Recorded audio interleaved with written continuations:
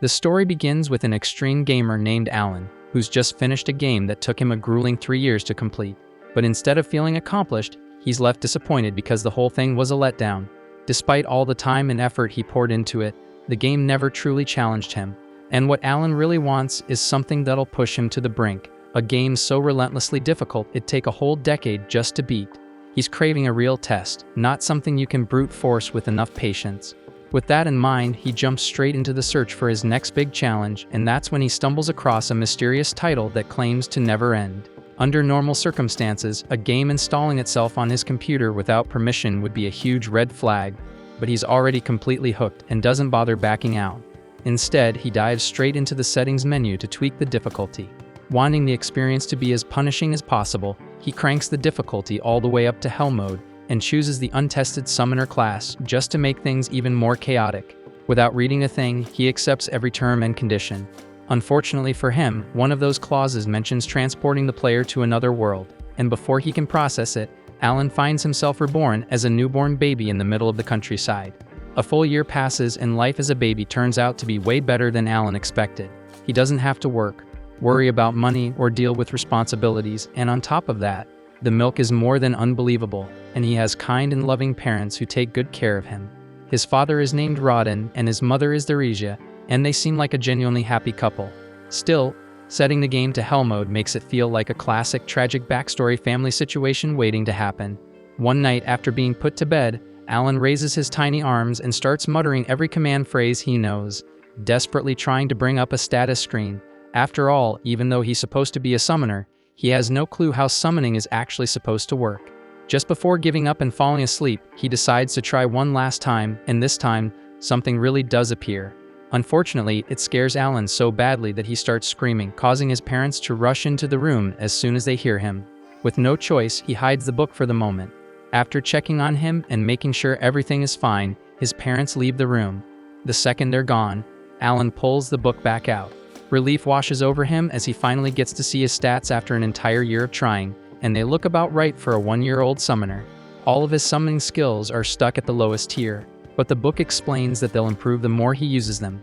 So Alan decides to test it out right away, and from what he can tell, he's currently limited to summoning H-rank insects and beasts, which sounds ridiculously weak, so he's not expecting anything impressive at all. Right then, the book suddenly flips to the message section, and Alan realizes he's received a letter from the world's god of creation.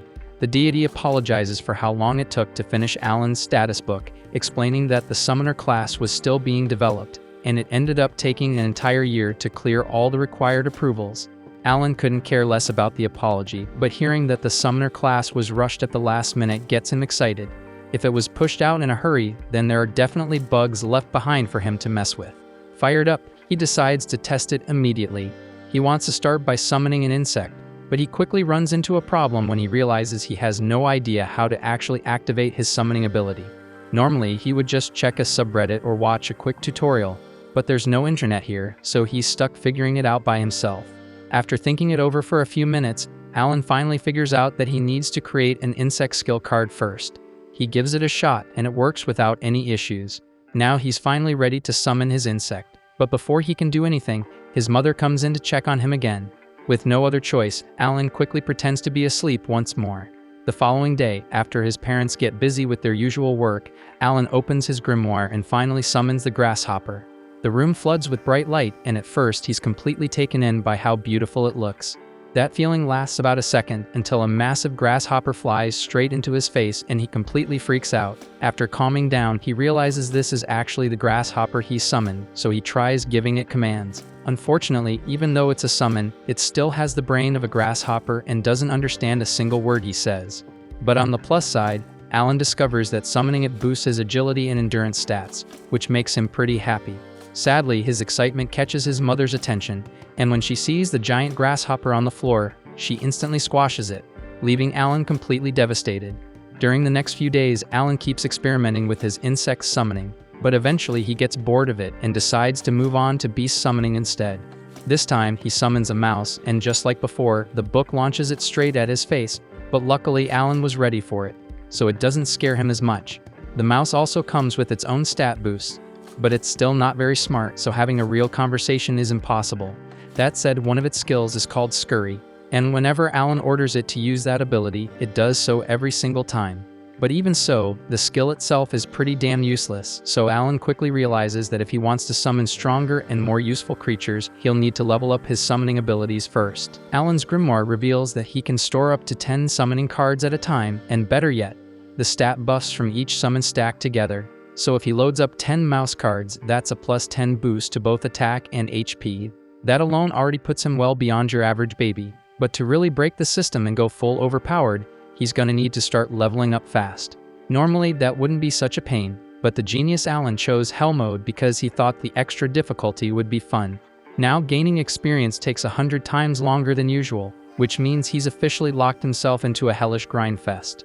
Later that day, Rodden stumbles back into the house, drenched in blood, but thankfully, none of it is his. He just helped the village guys bring down a giant boar. Alan's eyes light up with curiosity, so Rodden offers to take him to see it. Without hesitation, Alan climbs onto his dad's shoulders and they head off toward the hunting grounds. For Alan, this is the first time he's ever gotten to see the world beyond their home, and he's absolutely soaking in the new scenery. But the trip takes longer than he expected, and eventually he dozes off in Rodden's arms. When they finally reach the boar's body, Rodden gently wakes him up. Alan blinks a few times, then freezes. This boar is enormous. He can't even begin to imagine how his dad managed to help kill something that huge. Not long after, the nearby villagers notice Rodden's return and erupt into cheers, hailing him as the hero of the day. Alan turns to ask if the great boar is really that strong, and Gerda explains that it's classified as a C-rank monster. Normally it takes around 20 hunters to bring one down, so yeah, they're a pretty big deal. That little detail sticks with Alan because now he has a solid benchmark for measuring monster strength. But before he even dreams of summoning something on that level, he knows one thing for sure. He's got to buckle down and start grinding XP like crazy. After 10 relentless months of grinding, Alan finally hits level 2 as a summoner, and with it comes a pretty solid upgrade. His stats get a general boost across the board, and more importantly, he unlocks the ability to summon and fuse G-rank monsters. Hype as that is, there's a catch. Fusion costs a hefty chunk of MP, so Alan wolfs down dinner to refill some mana and rushes back to his room, only to be hit with disappointment again. His grimoire lets him know loud and clear that his max MP still isn't high enough to even attempt a fusion, so back to the grind it is. Fast forward to when Alan turns 3 and he finally gets his MP stat to a high enough level to try out his new skill. He opens the fusion section and manages to create his very first G-rank summon, a bird which he proudly names Chappie. Chappie's main ability is Voice Mimic, which lets it flawlessly copy any voice it hears, perfect for setting traps or messing with enemies. Alan also adds a frog and a mole to his squad, and the frog is pretty useless because all it does is jump up and flash like a living distraction, but the mole is way more useful because it can tear a massive hole in the ground in seconds. Compared to the H-rank summons, these new ones are way more useful, and for the first time, Alan actually feels like he's playing a proper game instead of just grinding in baby mode hell. Still, he's nowhere near strong enough to take on real threats yet. Around this time, Gerda's daughter Krina shows up looking to hang out. Her version of playing involves sparring, and unfortunately for Alan, she's absurdly strong. He even maxes out all his summon buffs to stand a chance, but she still wipes the floor with him like it's nothing, meaning the girl's on another level. By the end of the day, Alan and Krina head home, and there's a surprise waiting for him. Theresia is pregnant again. Looks like while Alan was off grinding levels, Rodden and Theresia were busy leveling up the family. With Theresia now unable to do heavy work, Alan offers to help out with the harvest. After all, with his summon buffs, his physical stats are basically on par with an adult's now, but his parents immediately shoot that down. They tell him he should just stick to small chores and enjoy being a kid for now. Rodden reminds him that real responsibilities will come soon enough, so he should enjoy the peace while it lasts. Alan feels a little let down at first after being told he can't help with the harvest, but then it hits him. Farm work is absolutely brutal. No sane parent would expect their 3-year-old to be out there doing backbreaking labor. Understanding that, he backs off and lets it go. Rodden's relieved to see his son being mature about it, and things settle down until Theresia brings up something odd she noticed. She says she saw Alan in the backyard earlier, throwing rocks at a tree. Curious, she asks what he was up to.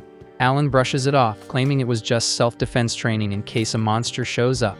But truthfully, he was running an experiment, testing whether he could unlock skills outside of summoning just by repeating basic actions, but sadly, that attempt didn't get him anywhere. Rodden, however, is still impressed with Alan's dedication and says he's looking forward to his appraisal ceremony. Alan's never heard of that before, so he asks what it is. Rodden explains that when a child turns 5, they undergo an appraisal to reveal any hidden talents or skills they might possess. And if Alan ends up with a powerful one, he could have a shot at living a wealthy and successful life. As winter arrives, Alan continues experimenting and decides to test how durable his summons are by summoning a grasshopper out in the snow. To his surprise, it manages to survive out there for an entire day, which he considers a win. But that little win quickly turns into a disaster when Krena pops up again, eager for another sparring match. As usual, Alan gets stomped, but while he's busy fighting her off, he totally forgets about his summon. That's when things take a turn. The grasshopper, still active, ends up crawling up Theresa's leg, scaring the hell out of her. She trips and falls, dangerous enough on its own, but especially risky since she's pregnant. Rodden rushes over, and though Theresa says she's okay, it's clear the fall triggered labor. Whether they're ready or not, the baby's coming now. Rodden quickly tells Krena to go fetch her mom, and once she arrives, she helps Theresa through a rushed delivery. By sunrise, the family welcomes a brand new baby boy into the world. Everyone is filled with joy except Alan, who's left feeling conflicted. He still doesn't understand why a game reincarnated him into this world in the first place. But when he thinks back to his old life in Japan, he realizes there wasn't really much waiting for him there. This new life, unexpected as it is, has given him something far more important. That's why he makes up his mind to keep pushing forward, not just for himself, but to protect the only real family he's ever had. By the time spring rolls around, Alan knows his appraisal ceremony is coming up, so he asks his dad what it's actually like. His father explains that every kid has to go through it once they hit 5 years old, and if Alan ends up with a rare or high-ranking skill, he might just land a shot at the elite path. That said, it's not going to be easy. Competition's pretty fierce this year. A whole bunch of kids are turning 5 at the same time, including Krena. They all make their way to the commoner district where the ceremony's being held. But as they get closer to the church, Alan starts noticing something weird. Most of the other kids look super polished and dressed up, while he's stuck in borderline tatters. Now that he's paying attention, he realizes he's been dressed like this since birth. If that's any indication, his family must be seriously low on the social ladder. Still, it doesn't really bother him much. When they reach the church, everyone gathers outside in front of it. A couple of priests step out, and Alan hears folks in the crowd mocking some of the poorer families. The priests aren't having it though. They shut that talk down fast, reminding everyone that divine blessings don't discriminate. Even a broke farmer's kid could be handed a legendary skill. With that, they usher the crowd inside for the actual ceremony. As Alan steps in, he notices 3 towering statues near the altar. They must represent the deities worshipped in this world. One of them is Elmia, the deity of creation. Come to think of it, Elmia is the same one who sent him that apology message about the delay in developing the summoner class. First up for appraisal is Palomas, the village chief's son. He's told to place his hand on the glowing crystal sphere to reveal his stats. Palomas obeys, and a moment later, the stone wall lights up, displaying his class as a merchant. His father looks pleased with the result, but Alan, on the other hand, was kind of expecting something more dramatic. It's basically the same function as his grimoire, except this version uses letter grades instead of numbers. The process continues as some kids walk away with impressive talents, while others don't get anything worth mentioning. A few hours pass, and now only 2 are left, Alan and Krena. Krena's turn is up, and she practically sprints over to the crystal with excitement. The second she touches it, the whole thing erupts in a blinding white glow. Her father panics for a second, thinking maybe something's gone wrong, but the priests are just frozen in shock.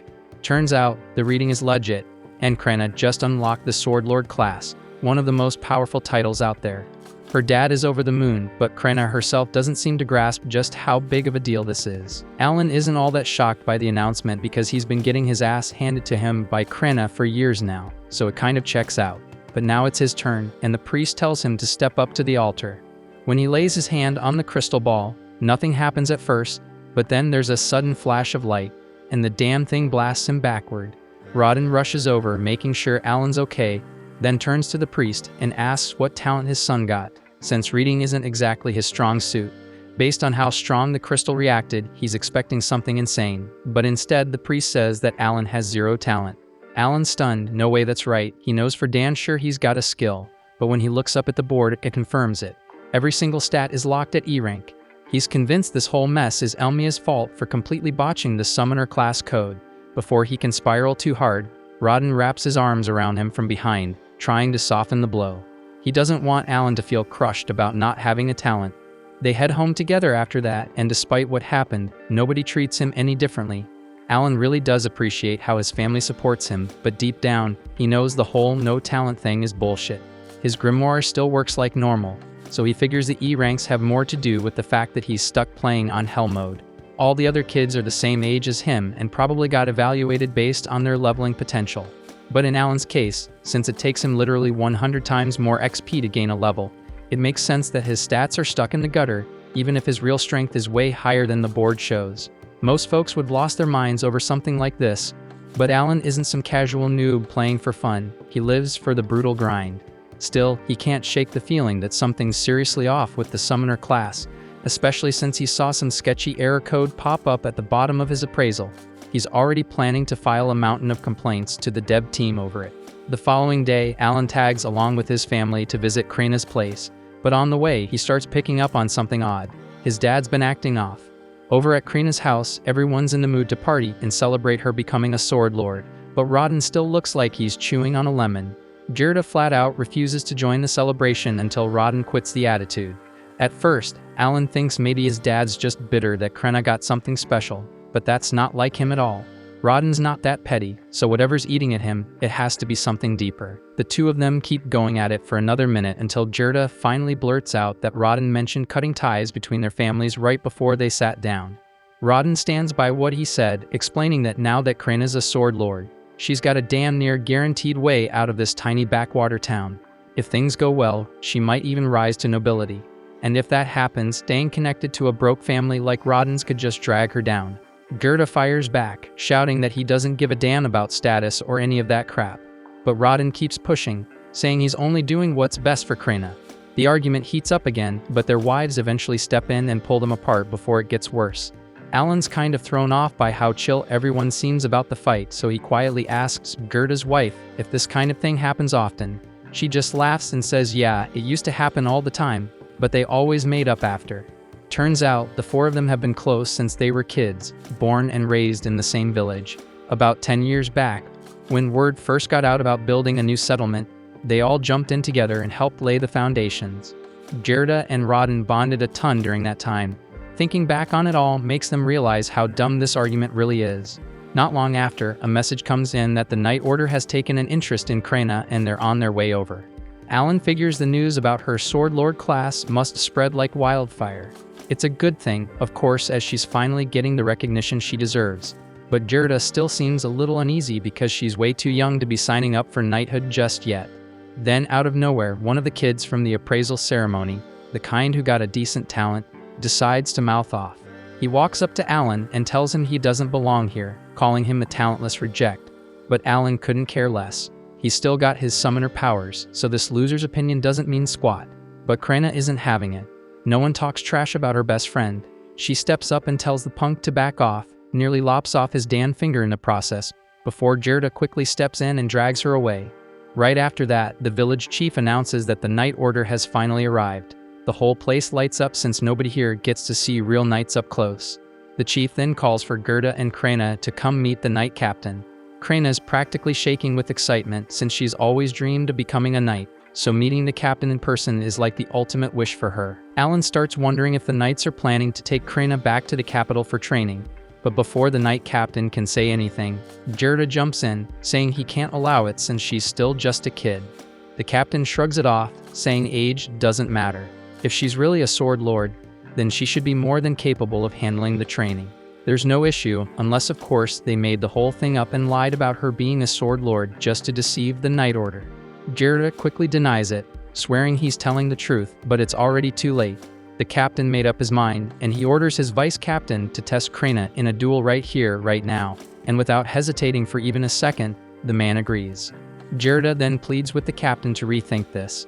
He doesn't want his daughter's life on the line over some test, but the captain makes it crystal clear that if Krina refuses to fight, that alone will count as proof that she's a fraud, and if that's the case, not just her, but her entire family will be put to death. One of the knights then hands her a sword. Any normal 5-year-old would have been shaking in their boots by now, but not Krina. The moment she realizes she gets to wield a real weapon, she accepts the duel without hesitation. The crowd clears and the duel begins. Lybrand steps forward to face her, and Krina doesn't waste a second and charges in at full speed. And from one look, she's swinging a sword twice her size like it's made of paper, and she's actually managing to keep up with Libran, forcing him to stay on guard, but he's still handling her without too much trouble. The Knight Captain watches with a cold stare, clearly not impressed by what he's seen so far. But then Krena blocks one of Libran's attacks cleanly and gets ready to counter. Before she can strike though, Libran slams his foot into her and sends her flying across the street, crashing straight into a wall. Jirda loses it. The second he sees his daughter tossed like that, he tries to rush in, but the knights slam him down and pin him to the ground. Alan and Rodden try to help, but they get pushed down too. Alan can't believe what he's seeing. This isn't right. Whether Krena is a sword lord or not, she's still a kid, and the guy she's fighting is a grown-ass knight with years of battle experience. But just then, something changes. Krena starts getting back up, and the air around her shifts. There's this heavy, dangerous pressure rolling off her, and she's not saying a word, just standing there, radiating pure menace. Without wasting a breath, Krena charges in with another full-force assault, locked in like a heat-seeking missile. This time, Libran doesn't stand a chance. She absolutely steamrolls him, shattering his sword clean in half and nearly lopping off his damn head. Krena looks a little let down that the match ended so fast, but she clearly enjoyed herself. She casually thanks Libran for the warm-up and strolls off, leaving the poor guy with nothing but the crushing fact that he just got wrecked by a 5-year-old. Gerda exhales hard, grateful that his daughter made it out in one piece, and starts showering her with praise for how well she fought. But before he can even process what just happened, the Knight Captain steps in, and Jirda instantly goes on guard, not wanting that man anywhere near his daughter. This time, the captain drops the arrogance and admits Krena really is a sword lord. He even apologizes for dragging her into the duel. He says he wants to have a proper conversation about her future, but Jirda instantly shuts him down. The captain then offers to let him bring backup to the meeting if that'll help, and after a moment of hesitation, Jirda agrees, only because it makes him feel a bit more secure. They all head to the chief's house for lunch, where Xenoph properly apologizes for the stunt he pulled earlier. He explains that he was ordered by the Baron to verify if a genuine sword lord existed in this village, and after what he just witnessed, there's no denying it. Xenoph then brings up how 3 years ago, a so-called sword saint popped up in a count's household. But that instantly raises red flags for Alan because in the game's system, sword saints are only born from common backgrounds, not noble blood, so that one must have been a total fraud. Turns out that fake ended up serving the royal family, but couldn't live up to the hype. Once they rechecked him, they realized he was just a regular swordsman faking his rank, and after several nobles were caught bluffing their way up the ranks, the kingdom enforced a zero-tolerance policy on forged talent reports. That said, Xenoph genuinely apologizes again for putting Krena through such a rough ordeal. He reassures Gerda that no one's trying to rip her away from him. Instead, they want her to stay home and keep training as usual. And if she chooses to, once she turns 12, she'll have the option to enter the Knight Academy. After 2 relentless years of non-stop effort, Alan finally unlocks the 3rd tier of his grimoire, and he's absolutely fired up. With this new upgrade, his summoning abilities take a massive leap, so he can now power up his creatures even further and command up to 30 F-rank summons at once. His buff stacking game just hit a whole new level, so he's itching to try it out, but dinner's already on the table, so he heads back inside. As for his family, things at home are changing fast. His kid brother just turned 2, and their mom's expecting again, so another child will be joining the family soon. While his parents are tossing around baby names, Alan randomly gets a divine message from Elmia, the deity of creation, and ends up blurting the name out loud without thinking. His folks instantly assume he's suggesting they name the baby after a deity, which is totally off limits in this world. Alan can't explain the real reason, so he quickly changes the topic and mentions how Rodden's old scars seem to have faded completely. Rodden casually says it's because he cleared a divine trial earlier that day while wrestling a wild boar. Alan's never heard of that before, so he asks for details, and Rodden explains that sometimes after a tough battle, your body feels totally renewed and your wounds heal instantly. Alan figures it must be what happens when someone levels up in this world. Rodden's a beast of a fighter, so it makes sense if he levels up a lot. Alan, on the other hand, might have a level 3 grimoire, but his body's still stuck at level 1 since he hasn't fought a single monster yet. If he wants to grow stronger, he's got to jump into real combat. That's easier said than done though. He's not allowed to leave the village without permission. The only real way around that rule is by joining a hunting party, but the moment he brings it up, his dad shuts it down right away. He refuses to let Alan risk his life like that. Later that night, when the whole house is asleep, Alan opens his grimoire to check out the message from Elmia. He already has a pretty good guess what it's about. He sent a heated complaint after that appraisal ceremony fiasco. Turns out, Elmia apologizes for the glitch that made him look talentless during the test. It's fixed now, so next time he's appraised, his summoner class should appear properly. The deity also explains that Alan's stats show as E rank because he picked Hell mode, but in reality, he's way stronger than that. And to fix it, they've added a special stat section just for Alan. Alan scans through his updated stat sheet, and to his surprise, it's way better than he expected. He's packing several S and A rank stats, right on par with what Krenna had gotten, so he feels like all those long hours of grinding are finally paying off. Satisfied with the results, he moves on to the fun part, testing out his new powers. First up is that enhanced skill. He pulls out a grasshopper card, activates the ability, and watches as the stat boost kicks in. The buff clearly powers up the grasshopper itself, but Alan quickly notices that it doesn't boost the buffs he receives through the summon. Still curious, he decides to call out the creature just to see the changes in real time, and as soon as it spawns, it gives off a faint glow for a few seconds. Definitely looks enhanced, but outside of that, not much else seems different. Before he can dig any deeper, his mom walks in to check on him, and the second she sees the grasshopper, she freaks out and flattens it without hesitation. The following day, Rodden gears up for a hunting trip, and while he's out, Alan slips into the backyard to mess around more with his grimoire. He's been trying every card combo he can think of, hoping to unlock a new summon. He's already burned through most of his viable pairs, and this last combo feels like his final shot. Thankfully, the fusion works this time, and he gets a new card, but it's labeled grass, so he's not sure how useful that'll be. On the upside, it seems to come with an MP buff, which means it might help him increase the number of summons he can use in a day. Curious, Alan summons the grass card, and to his utter confusion, an apple creature pops out. It's not built for combat at all, but it does have a weird skill called aroma, so Alan asks it to show him, and the apple sinks into the ground like a seed, then sprouts a small stem, and sure enough, the stem gives off a sweet, pleasant scent. Just as he's trying to figure out what to make of it, his mom pops up again to check on him. Alan panics and tries to get the apple to hide, but it doesn't respond, so his mom ends up spotting the stem, but thankfully she just assumes it's a regular plant and walks off without another thought. Still, Alan knows this thing's going to need a whole lot more testing before he figures out what it's actually capable of. Later that day, Alan's back at it, sparring with Krenna like usual, but even with all his new buffs from leveling up, he still can't land a solid hit. Her strength's just on another level. Still, Krenna notices something.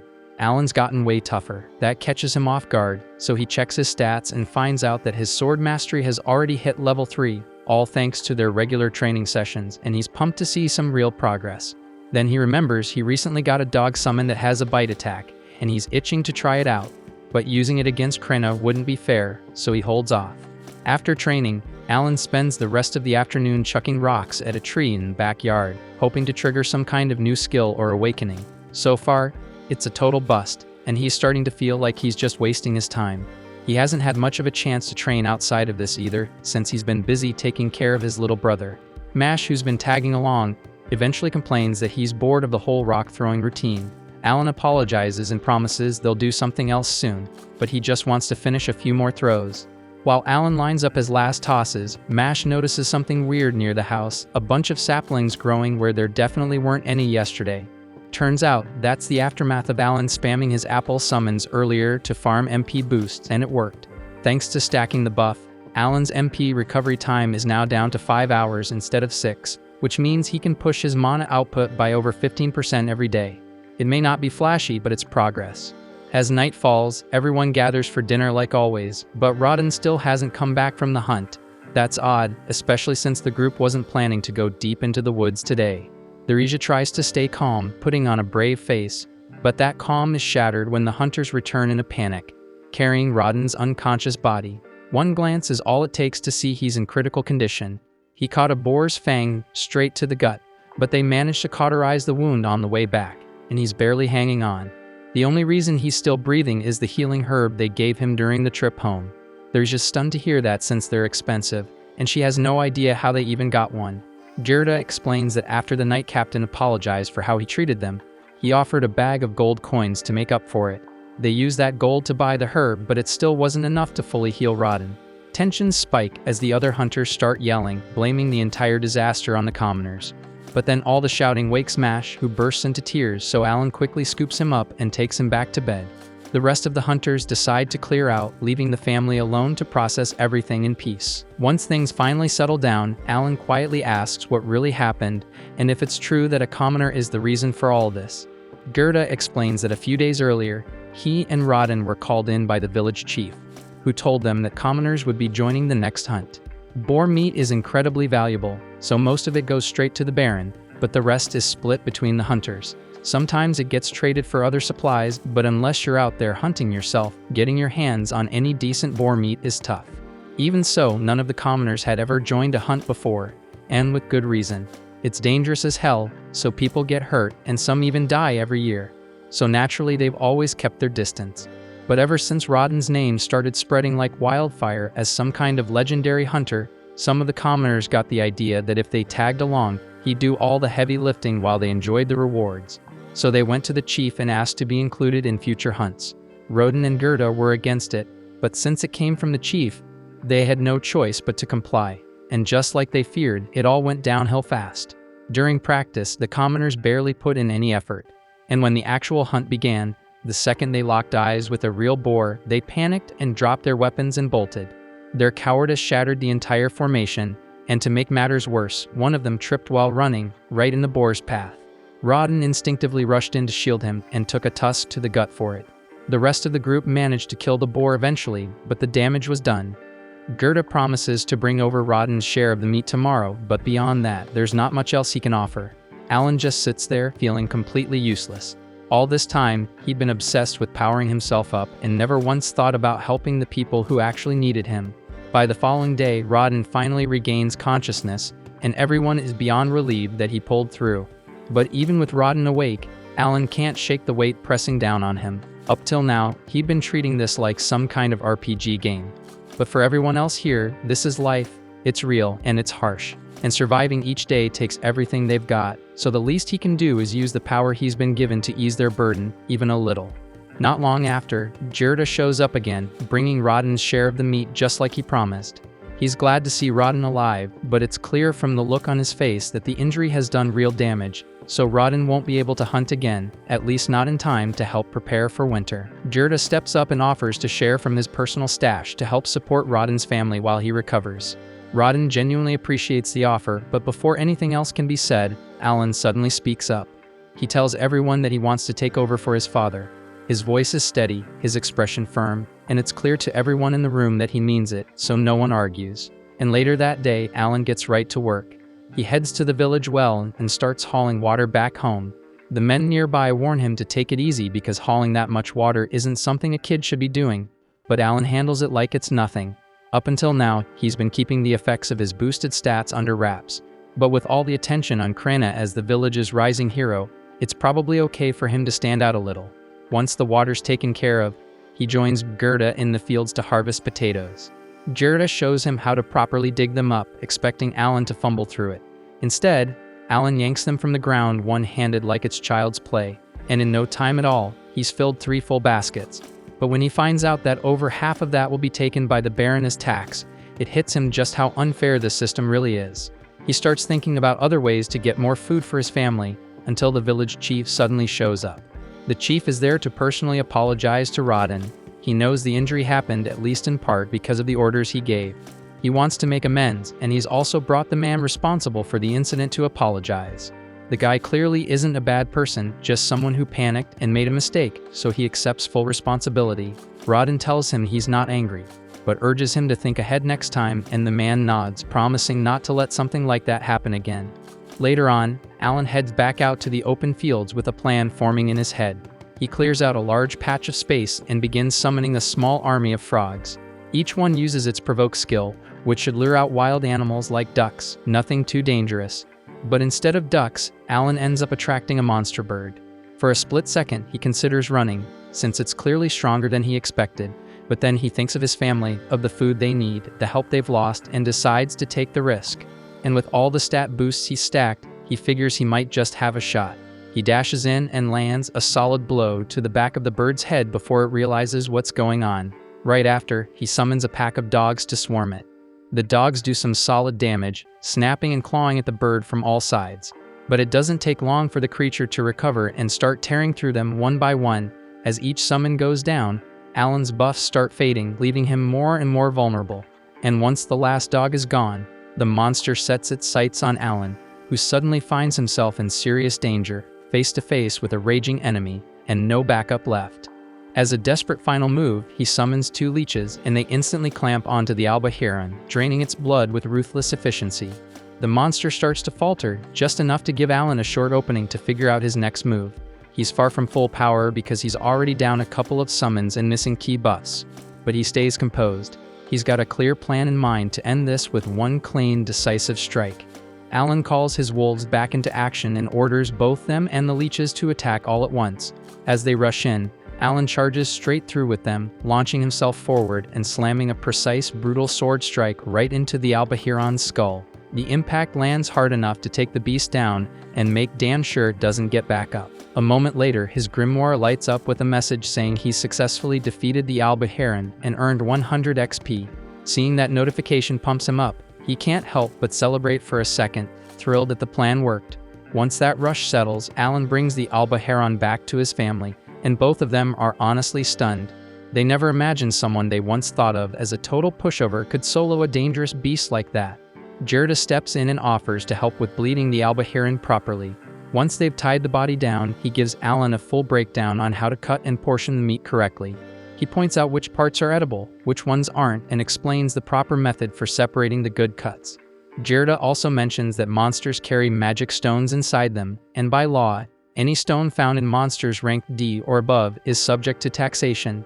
That said, Gerda doesn't seem too worried about it. He figures it's not like poor commoners like them would get much use out of a magic stone anyway.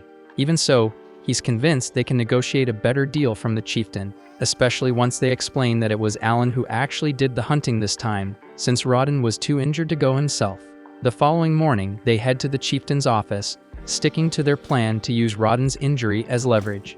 At first, the chieftain pushes back, saying they should only get the smaller portion, but Gerda and Alan keep pressing, reminding him just how serious Rodden's condition is and how a kid like Alan had to risk his life just to bring food back.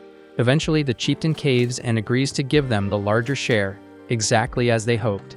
He tells them they can keep all the meat and he'll only be taking the wings and the magic stones for himself. Still, Alan decides to push things a bit further and asks the chieftain if they'd be allowed to keep making the same kind of deal going forward. Gerda jumps in to back him up, doing everything he can to help persuade the chieftain. After thinking it over for a moment, the chieftain finally gives them the green light and agrees to let them continue under the same terms. After 3 days, Alan heads out again and uses the same strategy to take on 2 more Alba Heron. Having already taken one down before, he's feeling a lot more confident now, and it shows.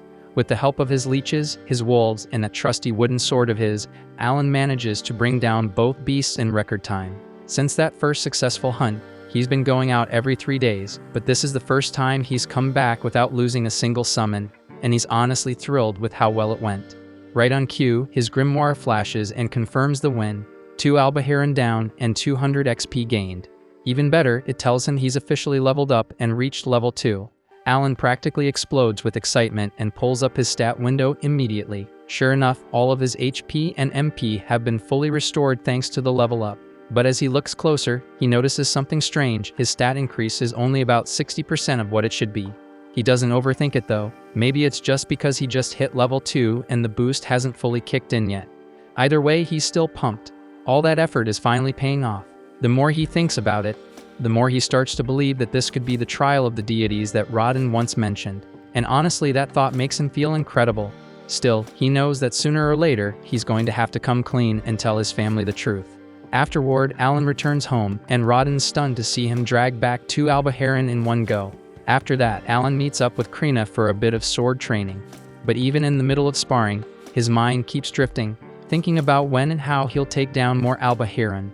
Since it's migration season and there's an abundance of them around, he figures if he stays consistent, he could hit level 3 by taking out around 20 more. That train of thought gets cut short when Krina suddenly smacks him with a solid hit to the head, clearly ending the match in her favor. Alan then admits defeat, and Krina casually waves him off as she walks away. Afterward at night, Alan decides it's finally time to come clean with his parents about how he's been taking down those Alba Heron with such ease. but he's well aware he can't just blurt out that he got dragged into some game he found online because his parents would probably think he'd lost his mind. So instead, he crafts a more believable story. He tells them that when he was only a year old, he received an oracle from Elmia, the deity of creation. Alan explains that an oracle is basically a divine blessing that makes someone both smarter and stronger than most people. On top of that, it means he'll be tested with trials that push far beyond what even 100 normal men could endure. Hearing that, Rodden immediately picks up on what's really happening. He already had his suspicion because he noticed that morning that the cut on Alan's face had completely vanished. That alone told him Alan must have already gone through one of the deity's trials. But the Regia is still trying to make sense of it all, especially since Alan's appraisal results last year said he had no talent whatsoever. That's when Alan adds another layer to the story. He claims he received a second oracle from Lord Elmia just a few months ago. He explains that his appraisal came out low because the process couldn't account for how slowly his trials would develop. On top of that, he says the system couldn't recognize his talent at the time because it was too new to be properly evaluated. Rodden is floored because it means Alan really does have a talent after all. When he asks what that talent is, Alan says he doesn't actually know. The oracle didn't give him the full answer. It hurts him to lie about it, but he knows he can't tell the truth. Revealing that he's a summoner who can control monsters would freak people out, and there's no way he can say anything about being reborn either. In the end, the Regia pulls Alan into a hug, calling him brave and incredible, especially for someone so young to be carrying all this on his shoulders. Rodden then asks what Alan wants to do going forward, and Alan tells him that for now, he just wants to prove he's worthy by completing every trial. Rodden's proud of that answer, but he also reminds Alan not to be afraid to lean on others when things get tough. Alan thanks them both for being so understanding and for backing him no matter what. Rodden finishes by saying that it's probably best to keep all of this under wraps for now. If the wrong people start thinking he's a fake prophet, things could get ugly fast. But the only one they'll let in on the truth is Gerda, since he never stops hyping up Krena as a future sword lord. Rodden figures it's finally his turn to brag about how awesome his own kid is too. By the time winter rolls around, Alan pulls out one of the stored albahirons and begins butchering it piece by piece. Once that's done, he heads into town with Gerda to trade the meat for supplies. Gerda's already caught wind of the big news that Alan is being chosen and tested by Lord Elmia, and honestly, he's not the least bit shocked. He always had a gut feeling there was something different about that kid. As they travel together, the two of them chat along the way. At one point, Alan brings up the topic of the difference between commoners and serfs. Gerda explains that it mostly comes down to status and taxation. Serfs live under a whole different system, where every adult has to cough up 3 gold coins a year, and each child costs 1. Alan listens carefully, and then asks what it would take for a serf to rise up and become a commoner. Gerda tells him it'd require a tribute of 10 gold coins per family member. He also mentions there are whispers about a certain baron occasionally granting commoner status as a reward, but those are just rumors, and no one knows if they're true. Hearing all this, Alan quickly does the math. With his mother expecting another child, that would make them a family of 5, meaning they'd need 50 gold coins to earn their way out of serfdom. Alan spends the rest of the day working trades with Gerda and slowly starts to get a solid feel for how the barter system works. By the time they head back, he's carrying a fat bundle of firewood on his back. Realizing he now has a decent grasp on how town trading operates, he starts thinking about ways to run some market research next time he comes in. When Alan returns to trade on his own, he takes a much more methodical approach. He carefully tracks the barter and market value of every item he sees, recording all of it so he can use that info later. Eventually, he steps into an herbal shop and asks the merchant if there's any kind of medicine that can restore MP. The shopkeeper immediately says no, those kinds of items are way too pricey for their store to keep in stock. Still, Alan takes his time and scans the shelves full of herbs and medicines. Realizing that documenting all of them by hand would take ages, he focuses hard, and with just his thoughts, his grimoire responds, absorbing the details of every herb in the shop without him having to touch a thing. Following that, Alan asks the shopkeeper if he happens to have any Müller's flowers in stock. But the merchant's expression instantly shifts, and he gets visibly annoyed the moment Alan mentions that name. He explains that the last time someone asked for one, it turned into a whole mess. Apparently, Gerda stormed into the store, demanding a Müller's flower because a friend of his was seriously ill. He didn't even pay the full price up front, just promised to settle the rest later. The merchant never got the rest of the payment, and to make things worse, that flower happened to be the last one in stock, so that's what really ticks him off. Hearing all this, Alan quickly pieces it together. Gerda must have rushed in that day to buy the herb that ended up saving Rodden's life after the night he was attacked. If the merchant had flat out refused to sell it, Alan might not even have a father right now. Wanting to show his gratitude, Alan hands over some albaharon jerky as a thank you gift and sincerely thanks the merchant for his kindness. Then he quietly heads out of the shop.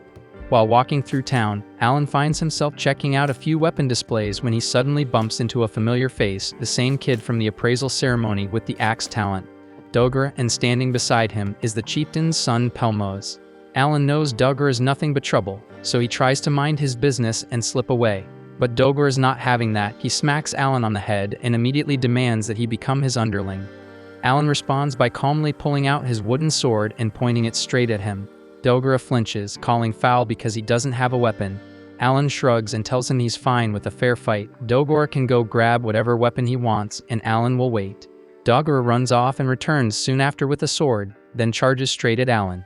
But Alan dodges with ease, deflecting every swing. Dogra's strikes are heavy, which makes sense for someone with an axe talent, but even with all that muscle, he's got nothing on Krina. Alan decides to end it quickly. He knocks the sword out of Dogra's hand and wins clean. And without saying much, Alan turns and walks away like it was no big deal, which only makes Dogra seethe even more.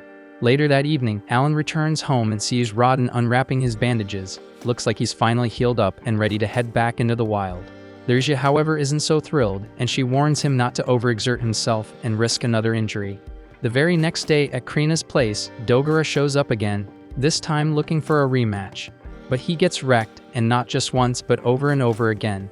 Still, his pride refuses to let it go, so he keeps demanding more fights, no matter how many times he loses. At the same time, Alan's younger brother Mash has already started sword training with Krina, which gets Alan fired up to see how Mash will turn out during his appraisal ceremony in 2 years. Not long after, the new baby is born, and the family decides to name her Miola. Sometime later, Rodden comes back from a hunt with Gerda and brings some unexpected news. Apparently, the chieftain has summoned their whole family. The chieftain says the Baron now wants them to increase their boar deliveries from 10 to 15. To make that happen, he wants the commoners to be allowed to join the hunt again this year. Lersia immediately thinks this demand is insane, especially after what happened to Rodden during the last hunt. Rodden admits he was ready to turn it down until he found out it wasn't a request. It was a direct order from the Baron himself, and if they can't deliver 15 boars by winter, the Empire's going to bring in new serfs from other regions. Alan picks up on the implications right away. More serfs mean less land to go around, and that would put non-hunters at risk of losing their plots. Gerda chimes in and says that's not even the worst part. Apparently, the Baron expects them to bring in 20 boars by the end of next year. Rodden figures the only way to make that happen is to increase the hunting frequency instead of sticking to their usual schedule of once every 10 days. That's when Alan speaks up and suggests they should just follow the Baron's order. Gerda quickly scolds him for cutting into an adult conversation, but Rodden stops him and lets Alan continue. Alan explains that since it's a direct order from the Baron, refusing isn't an option, and even if the commoners turn out to be dead weight, they'll just have to find a way to make that dead weight useful. Alan says that based on his experience with games, turning underpowered characters into something valuable is kind of his thing. He tells them to trust him and let him handle it. After all, he was blessed with Elmia's wisdom, and if anyone can come up with a working strategy, it's him. Thanks for watching. If you enjoyed the recap and are excited for the next episode, make sure to like, subscribe, and hit that notification bell so you don't miss our daily recaps.